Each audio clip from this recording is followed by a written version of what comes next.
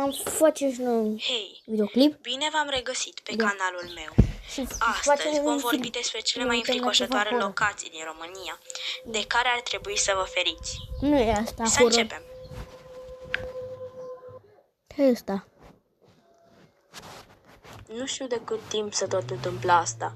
Familia mea, mai mult ca sigur, este îngrijorată. Tot ceea ce mi-amintesc este o poveste zice veche băiatul ăsta. meu.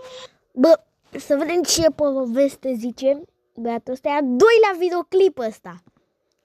O să fie. Care ne spunea să nu mergem niciodată în pădurea din sat după ce luna răsare. În acel moment se lăsa tăcerea. Numai în acea pădure se auzea a fi constant o petrecere. Eu, crezând că povestea bunicului meu este falsă, într-o seară, după ce toți s-au culcat, am plecat spre pădure. Atmosfera era sinistră, copacii parcă aveau fețe malefice, pline de ură, care te priveau din orice colț, pătrunzându-ți în suflet și împietrindu-te.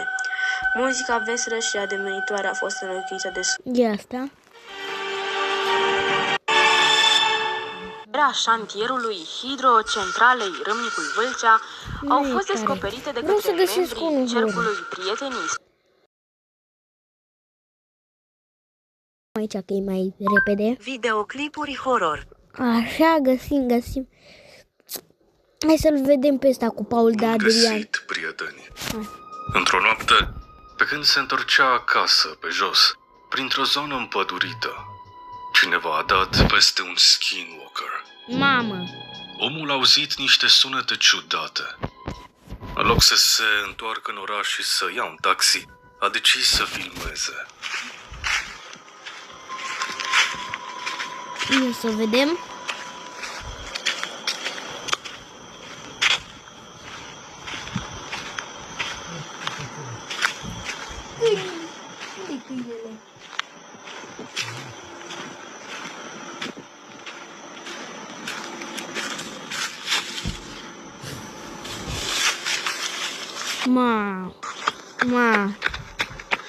O ființă umanoidă, palidă, s-a năpustit asupra lui din Mamă, dar păsă. tare fuge Mă, dacă fugea aia mai tare de 10.000 de ori decât ăsta.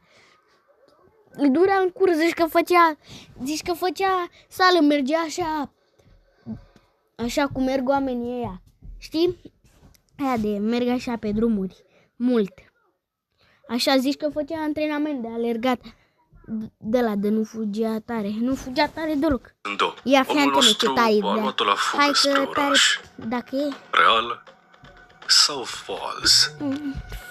Nu știu ce o să fie. Că tot vorbeam de taxiuri, și acolo se pot petrece lucruri ciudate.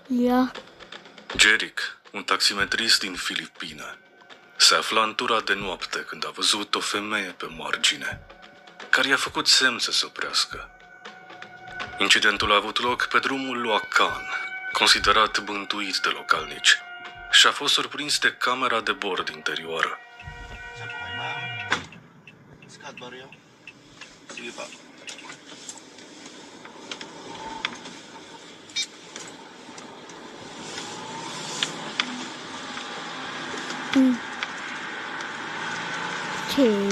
Ia să vedem. Ce o să fie.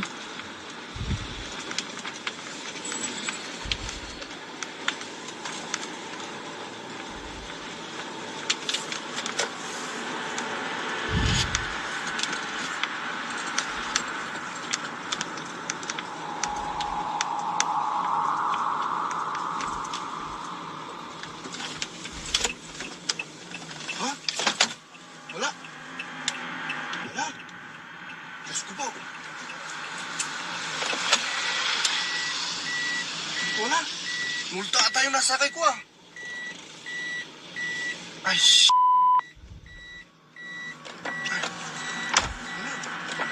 wala. Multo yung nasakay ko. Diyos ko. May sumakay kanina. A fost cineva acolo? May sumakay kanina, pero bakit nawala? Scout ba yung sabi? May sumakay kanina, wala.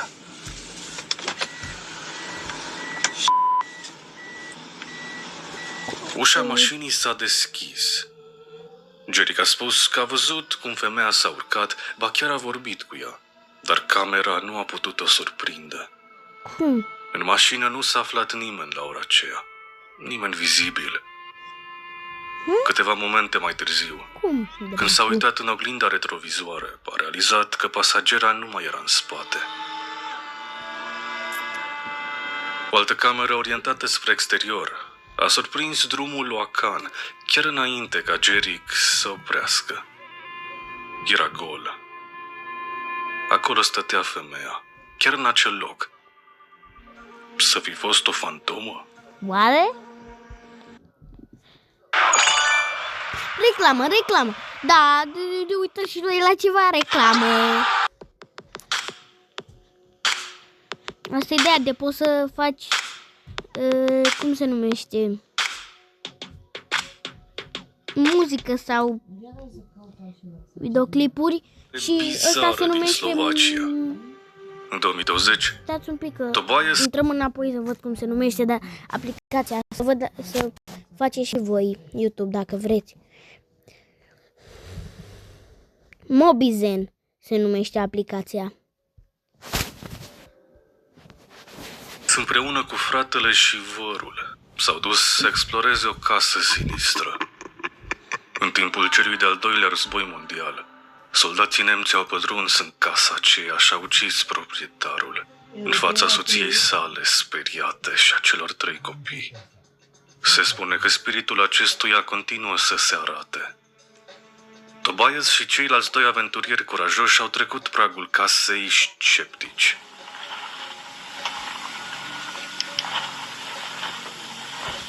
Ma.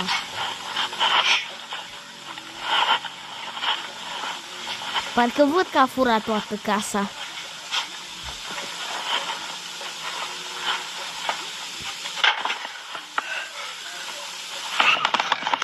Ce a fost? Bă, era un... O farfurie s-a aruncat la podea. Imediat Bă, după, chiar că... camera a surprins ceva și mai terifiant. Eu am văzut. Un Era un chip cap. grotesc care stătea în întuneric și îi privea. Ma. O entitate paranormală sau o simplă Dacă trăgea farsă? proștii pe acolo. Voi Beleau pula. decideți. Scuzați-mă că vorbesc limbajul ăsta. Scuzați-mă.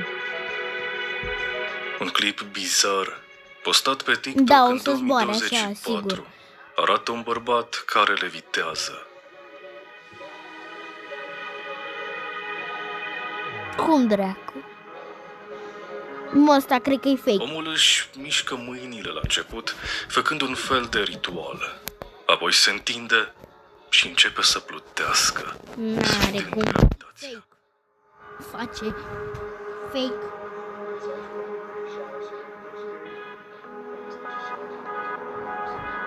Pentru a le arăta privitorilor că abonați-vă nu e și legat voi. de o sfoară, Facem omul ia o mai coardă mulți și începe subscriberi. să o miște de jur împrejur, ajung și eu. inclusiv pe deasupra. Să o sară în aer. Ma, la ce să uită tati? E gras, băi, nu gras la Mă, cât ai? Dacă intră Un simplu în truc, cineva, un fals. Voi ce credeți? Așa, abonați-vă și voi să ajung la butonul de 1 milion Să de vă mai arăt abonați, un clip sau bizar, 1000 numai ce surprins de o altă dar cameră vreau și eu să statică. ajung. Acesta este ceva mai vechi, circulă pe internet de ani buni. Cineva, Chinacă. după ce și-a cumpărat o bicicletă nouă, a decis să pună camera pe trepied și să dea o tură demonstrativă.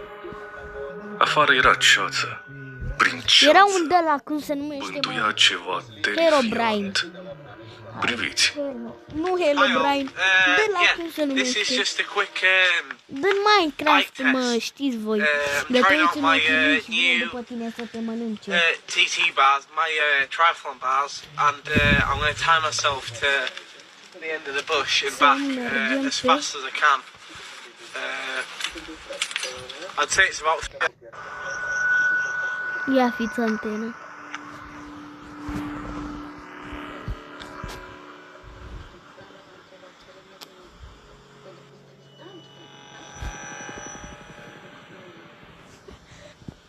Cum Cum se numea, nu mai țin minte, dar e de mult.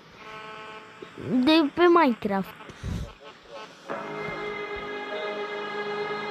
Ia fiți antena. Ce e ăla? Ce e ăla? Ia ziceți. Ce e ăla? De la după Minecraft. După ce biciclistul s-a îndepărtat, a apărut o siluetă înaltă, sinistră, înaltă. cu membrele lungi. Un fel de bărbat care străbătea câmpul, umblând atipic. Bă, da, membrele Avea undeva chiar la pe lungi. 3 metri. Biciclistul nu l-a văzut. Din fericire, s-a întors înainte de a fi prins.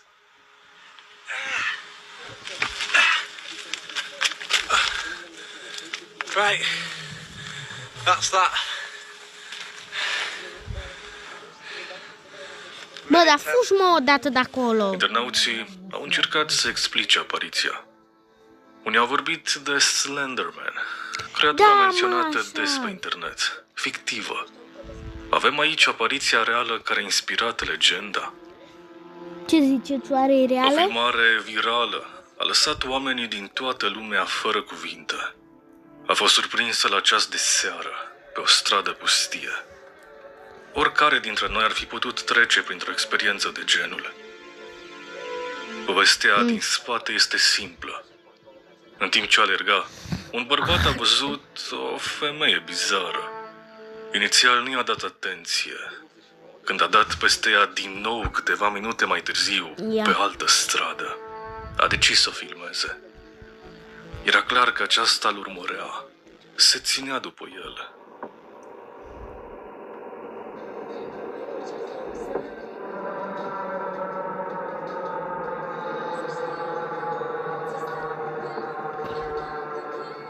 Privirea femeii este îngrozitoare, Bă. aproape demonică. Nu mai țin minte cum se chema Ea femeia asta. era serioasă și Cerșește. râjea în același timp. Dacă se poate așa Dacă cerșește, bă, nu-i dați bă nimica și nu vă uitați la ea. ceva. Lumea a spus că îl urmărea pe alergător cu intenția de a-i face rău. Poate că era posedată. Oare? Nu se știe ce s-a întâmplat mai departe. Ne putem doar imagina. Voi cum ați fi reacționat într-o Ba, în situație similară? Știi cum reacționam eu? Prima dată pleca stânga, după aia dreapta, după aia piciorul stâng în gură și după aia o perversă ca pe târnul ochi. Na. Bă, și bam, un picior drept ca foarfe ca Cristiano Ronaldo, doar că în loc să vină într-o minge, îi venea în cablu asta. Și bam! Asta făceam eu.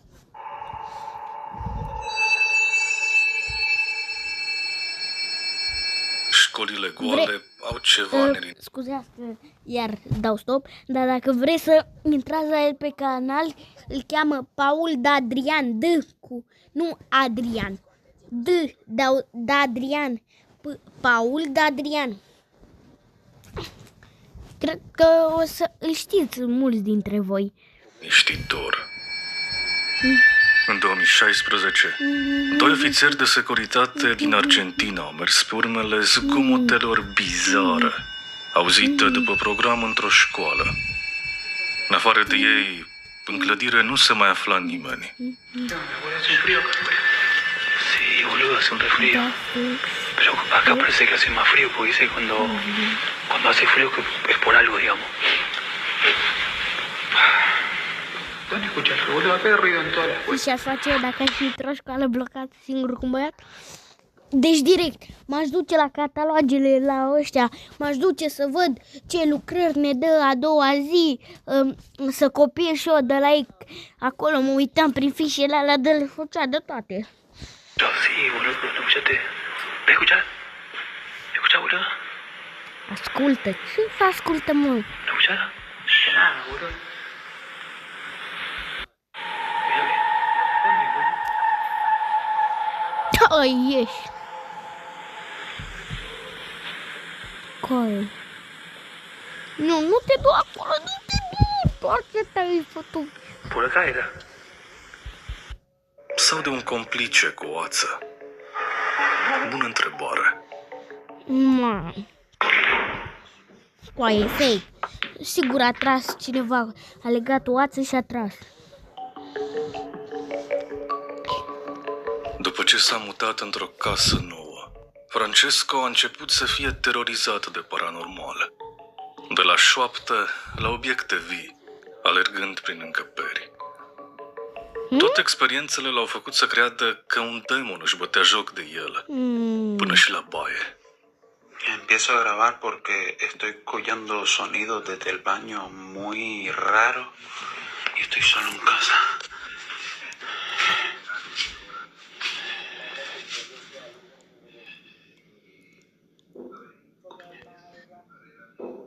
Dentro del baño. Dar nu poți să un film? Dar unde ai văzut filmul? Că l-am văzut. Nu mă te interesează să dai de acolo. Mamă, dar filmează și el.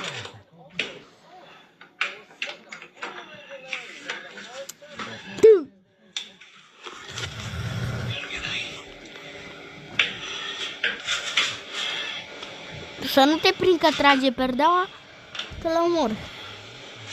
Mă duc peste el.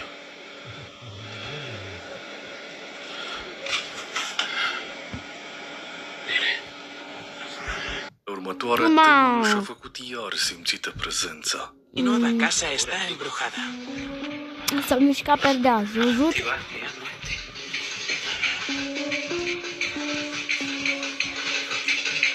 Bă, dar cântă bine, nu că glumă.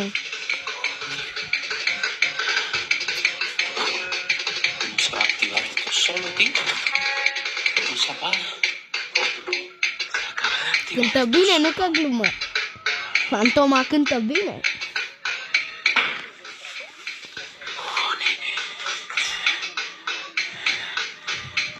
Bă, zici ceva în română, omule. Banane. Ce? Cu nimeni. Fac videoclip. Acabo de activar la cámara, chico, porque estoy escuchando sonidos de nuevo. Dă-i, mă, dă-i. Să vedeți ce-i dă. Hola, Parcă văd că-i sară o farfurie în cap. ¿qué es lo que quiere? ¿Hay alguien en mi casa? ¿Hay alguna entidad? Oprim un pic. Hola. Miren, chicos, miren. Hola. Ușa de la cap Gata, bă, am revenit și dăm. Escuche. ¿Qué cojones? Hostia. Miau, miau, pis, pis, biau, biau. Salutare tuturor și miau, miau, pis, pis, miau, miau. Salutare tuturor și pis, pis, miau, miau. Salutare tuturor și pis, pis, miau, miau. Salutare tuturor și pam, pam, pam.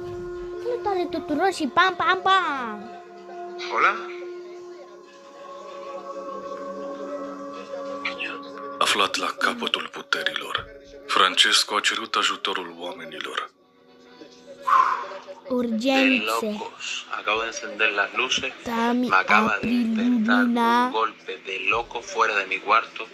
Entonces yo quiero pedir a alguien que sepa. Vreau să întreb pe cineva care cunoaște fenomenul paranormal dacă mă poate ajuta. De cosas paranormales, ¿no?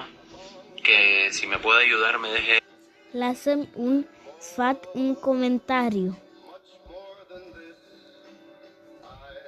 algún consejo en la caja de comentarios, porque encima hoy me entero de que falleció una anciana en esta casa.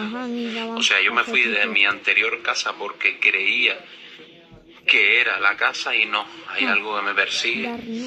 Aha. Y no sé si tendré un don o no, pero es una cosa de locos. Señores, en la caja de comentarios, por favor, si me pueden dar algún consejo urgente de que pueda hacer, se los agradecería. Porque esto es de loco. Pentru... Aha, de botanii la pus să zici. Așadar, Francesco a mai experimentat paranormalul în trecut, iar în noua casă a murit cineva. E posibil ca aceste două elemente să se fi unit. preot i-a dat niște informații neplăcute. Conform acestuia, entitatea nu avea treabă cu casa, ci cu Francesco. Pe el îl urmărea. Cine știe de unde, cine știe de când. Buenas, padre José. Mire que me han dado su número y quiero hacerle una consulta, si no es molestia, que me están sucediendo cosas en mi casa paranormales y llevo por lo menos 4 meses con esto. Entonces, a ver si usted me puede... Es la casa. ¿No? De que no existe, pero ahí están. Te deseo lo mejor. Femeia care și-a pierdut viața acolo, ea se auzea. Până la urmă, demonul s-a arătat. Francesco se juca pe calculator. Odată ce sunetele au început în hol, a filmat. Chicos, estoy escuchando ruido súper fuerte y he empezado a grabar. Ma, stai antenă, că dau stop. Son las 12 de la noche. Miren, ahí fuera los ruidos.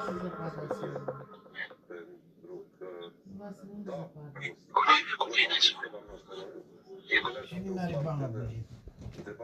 Mi se pare mie sau e ca o față acolo? Îi zice primarului?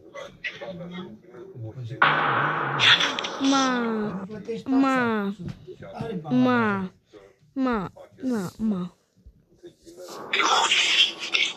Avem de-a face cu un caz real de bântuire sau cu niște falsuri bine realizate? Nu prea pare. Bă, de glumit nu e. Fii antenă! Dacă Mamă, v-a cum plăcut arată! episodul, nu uitați să-i lăsați un like. Poate strângem 5.000. Hai mă că-i dau și un like. Bă, dar totuși, dați-mi și voi mie. Atât a fost videoclipul, mă glumea, mai vedem, să o credeți voi, mă. Că s-a terminat.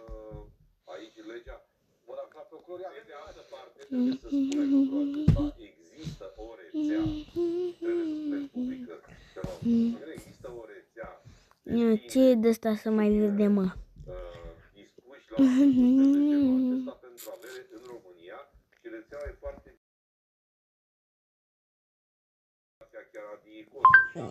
Eu zic la nu ziceți că nu știu să scriu, dar eu zic la microfon că e mai repede.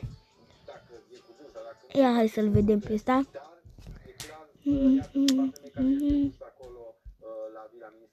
Videoclipul este disponibil pentru mobile caluli de la nivelul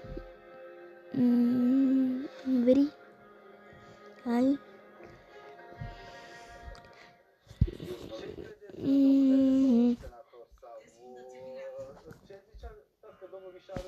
bă, am ieșit din greșeală. Bă, dar nu mă lasă să-l văd.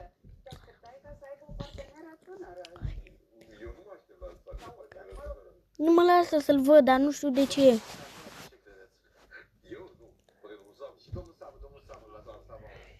Ia, hai să vedem pe ăsta atunci. Aceasta este Biblia. Este mai mult decât ceva ce citiți. Reclame. Deși puteți face asta. Acum o puteți și asculta. Vă arată istorisiri nemuritoare într-un mod cu totul nou sau vă ajută să Din nou, în necunoscut. Înapoi acasă. Un bărbat a trecut printr-o experiență terifiantă după ce s-a întors acasă de la serviciu. Fiind deja obișnuit cu lucrurile neobișnuite, a decis să filmeze, în speranța că de data aceasta ceilalți îl vor crede. Work here by myself. This ghost seems to like to terrify me. Paul Adrian are curul de măgar. Catch any of this, see how long it actually takes, because it seems to be occurring like every 2 or 3 minutes.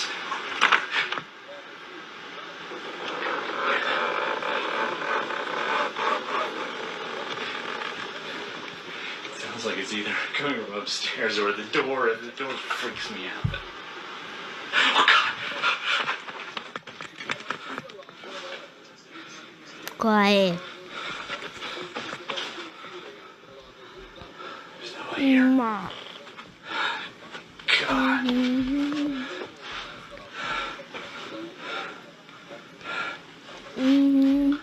That's crazy. O siluetă umanoidă, cu părul negru, lung, l-a pândit de la capătul holului. Când bărbatul s-a dus la locul respectiv, să vadă. n-a găsit pe nimeni. Și dacă eu o lăsam să treacă și bam, un picior în gură îi dădeam.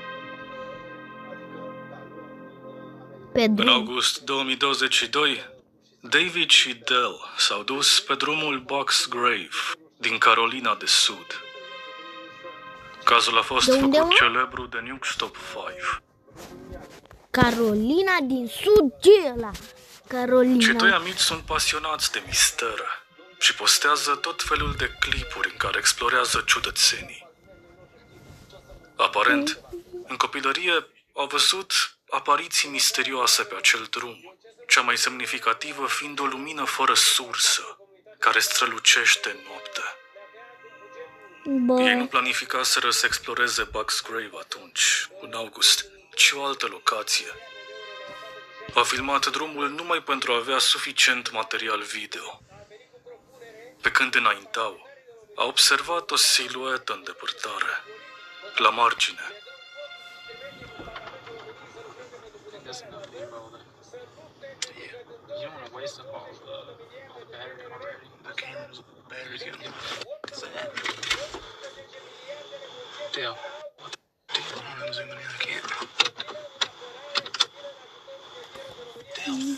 What the are you supposed to do? Ain't nobody supposed to be out here? Oh, that just walk in the woods. Where's the headlamp at?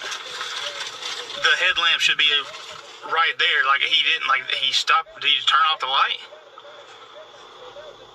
Can you see in there? No, I can't see. I'm zoomed in. I can't hardly see. Zoom in, don't zoom in, don't zoom in. It ain't gonna help, it ain't gonna help. What the No one's supposed to be out here. What the is that dude doing? What do you mean he turned the headset off? There's no light. Like, I saw him walk into the woods right around there, and then the light that was on his fucking head is gone. It's not there. Dude, he could be up. Am o dată ce asta. Asta e horror. No, look up. Hello? I already tried that. He don't want some. Astăzi, David și Dell au rămas pur și simplu traumatizați după acea experiență nefastă. Ei n-au reușit să afle identitatea străinului nici până astăzi. Poveștile despre lumini misterioase văzute de șoferi la ceas de seară sunt foarte comune în America. În episodul Întâmplări stranii pe drumurile nopții, v-am prezentat un caz similar și totuși diferit.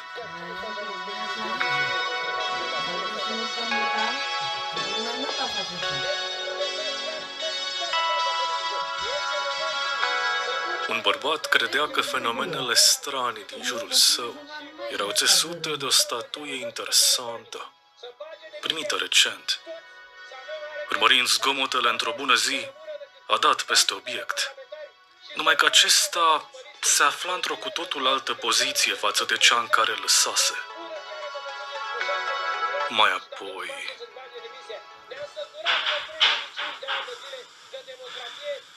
Somebody just come from the kitchen.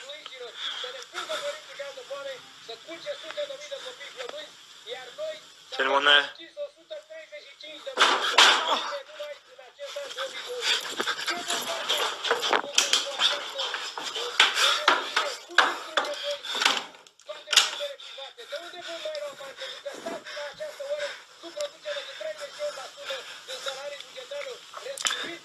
Please leave.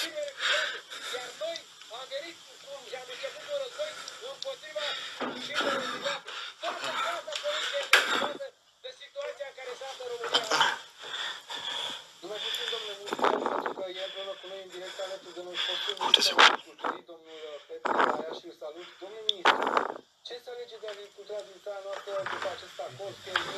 Staci.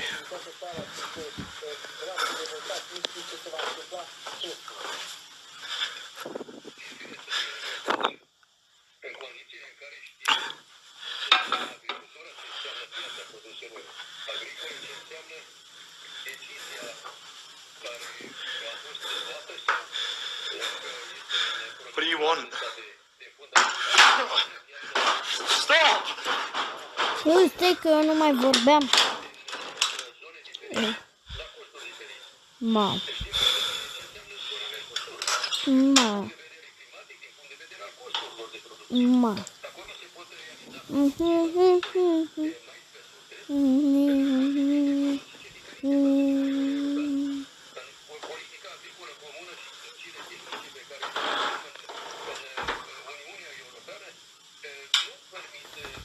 Ia asta să dau mai încolo.